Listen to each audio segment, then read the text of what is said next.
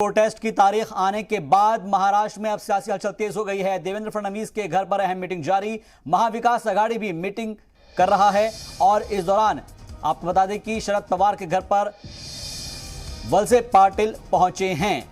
हालांकि मीटिंग में शिवसेना शामिल नहीं है, लेकिन महाराष्ट्र के अंदर इस वक्त सियासी हलचल देखने को मिल रही है। तो महाराष्ट्र की सियासत से जुड़ी इस वक्त की सबसे बड़ी खबर, क्योंकि जिस तरीके से फ्लोर टेस्ट को लेकर बातें हो रही हैं, अब सियासी हलचल तेज हो गई है। फ्लोर टेस्ट की तारीख आने के बाद महाराष्ट्र में सियासी हलचल तेज है। देवेंद्र फडणवीस के घर पर अहम मीटिंग जारी है, जबकि महाविकास आघाड़ी की भी मीटिंग जारी है। हालांकि इस मीटिंग में शिवसेना शामिल नहीं है, लेकिन शरद पवार के घर पर वलसे पाटिल पहुंचे हुए हैं।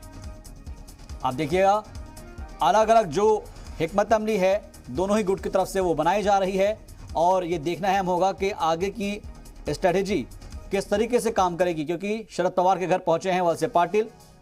अमजद हमारे साथ इस खबर पर मजीद जानकारी के साथ जुड़ चुके हैं। अमजद, क्या जानकारी इस वक्त मिल पा रही है महाराष्ट्र की सियासत से जुड़ी? देखिए, महाराष्ट्र की सियासत की बात करें तो मीटिंग का जो दौर है वो लगातार जारी है। हालांकि शिवसेना जो है वो कोर्ट पहुंच चुकी है, सुप्रीम कोर्ट पहुंच चुकी है जी। सुप्रीम कोर्ट के अंदर इसकी सुनवाई तकरीबन शाम में 5 बजे रखी गई है।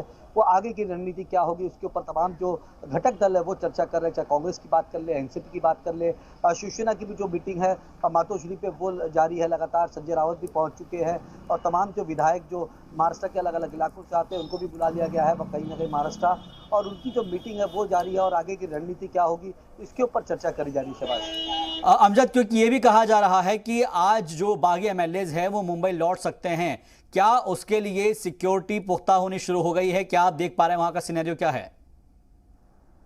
हाँ, देखिए, अगर बता दें सिक्योरिटी की बात कर ले तो जो राज्यपाल है, राज्य भवन है, वहाँ पर सुरक्षा बढ़ा दी गई है और राज्यपाल ने साफ तौर पे ये कह दिया था कि जो विधानसभा के आसपास का इलाका है वहाँ की सुरक्षा बढ़ा दी जाए।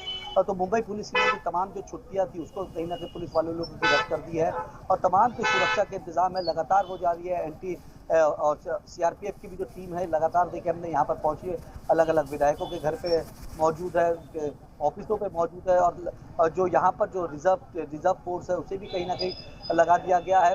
और तमाम जो मुंबई के अंदर अगर सुरक्षा की बात करें तो इनपुट जो है मुंबई पुलिस के पास लगातार ये आ रहा है कि अगर महाविकास आघाड़ी की जो सरकार है वो जाती है तो शिवसैनिक जो है वो उत्पात कर सकते हैं महाराष्ट्र के अंदर अलग अलग इलाकों में, तो उसकी वजह से लेकर तमाम जो सुरक्षा के इंतजाम है वो कर दिए गए हैं। और मुंबई और थाना के अंदर धारा 144 जो है वो लगातार जारी है 10 जुलाई तक का।